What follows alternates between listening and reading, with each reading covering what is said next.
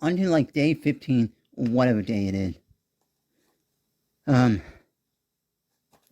got the Yushin Low Magic V2.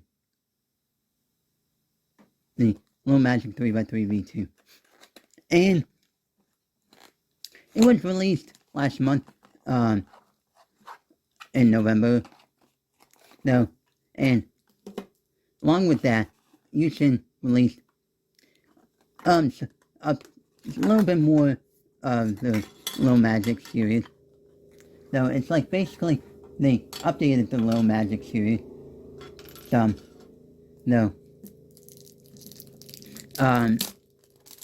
Which is actually a fantastic budget line of puzzle from Yushin. No, which, to be honest, the original Yushin Little Magic 3x3, fantastic. No, and I haven't tried any other Little Magic puzzle. No, other than just 3x3. And this is actually surprisingly good. Better than the V1. Let me go get one of my V1s. So actually, right here, I got two of them. Now, the one in the box right here is, you can read, magnetic. So this one actually hand magnetized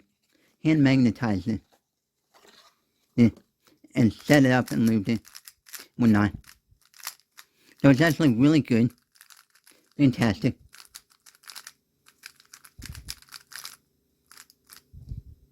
So, and I'm selling it on eBay for $15, which at the time when I listed it a year ago, after magnetizing it, a lot of people are criticizing the pricing for it. No, but, and at that time, Yushin recently released the factory magnetic version. So, and a lot of people were saying that's expensive for magnetic Yushin Little Magic, because the factory one is like $8 or something like that. But keep in mind, this is a black plastic one, hand magnetized, hand lubricated, properly set up, and whatnot. So, and I had done two of them, and I've already sold one of them. And so, out of both of them put together, the time take was like about an hour to magnetize both of them and set them all up, whatnot. And at the time, I kept telling people that the factory magnetic Yushin Little Magic does not come in black plastic. So, only stickerless. But it sounds like a good puzzle.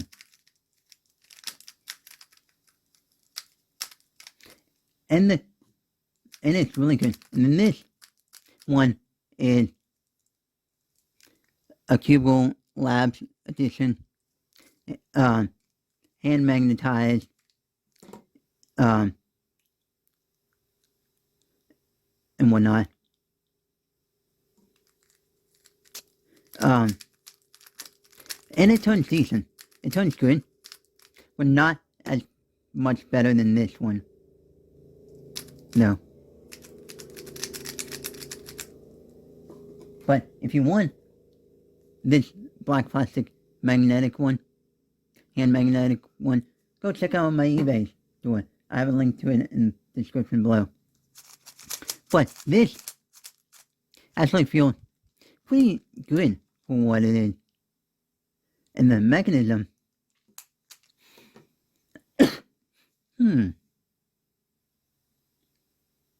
corners and the edges, though, look really interesting. And even that grid pattern, though, that it had on it. So, let me take a split, put the edge, the corners, to see what the inside of it looks like, how the magnets are situated and whatnot. Oh, okay.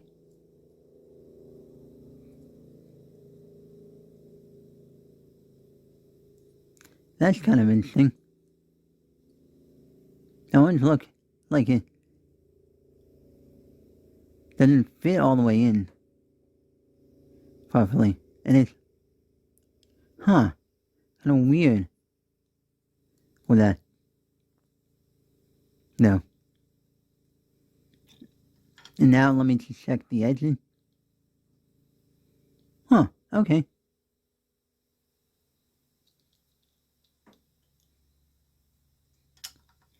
And they also did another big major update to the this, which they, let me get this center cap off, is that they have done this special dual this dual adjustment system thing. So right now it's on 7. So for all of them. So which is decent. No, but the thing is this that I have a gripe about is that with all these puzzles that are coming out, like Diane, Gan, Moyu, Chi, Houston is now starting to do this.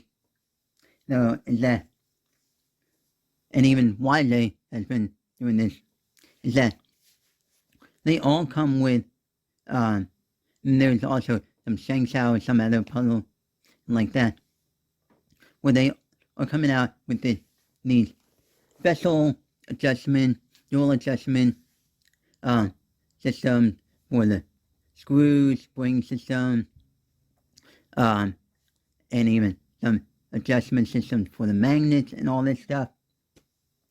And with that said, there's like a lot of different combinations there that you can go through and try out.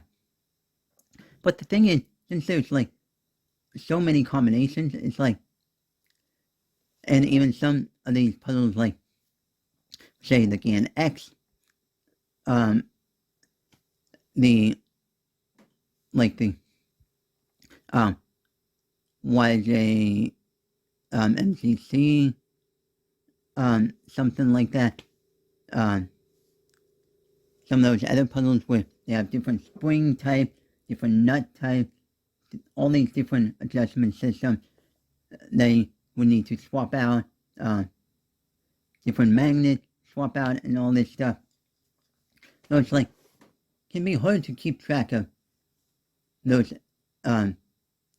specific pieces and whatnot. And even sometimes with those spring types, you don't even know which ones are which, and some other stuff like that. So, and it'd be all super complicated. So, and if you're someone like, let's say, Sean from Speedcube Review, he gets a lot of these puzzles though, for review and whatnot.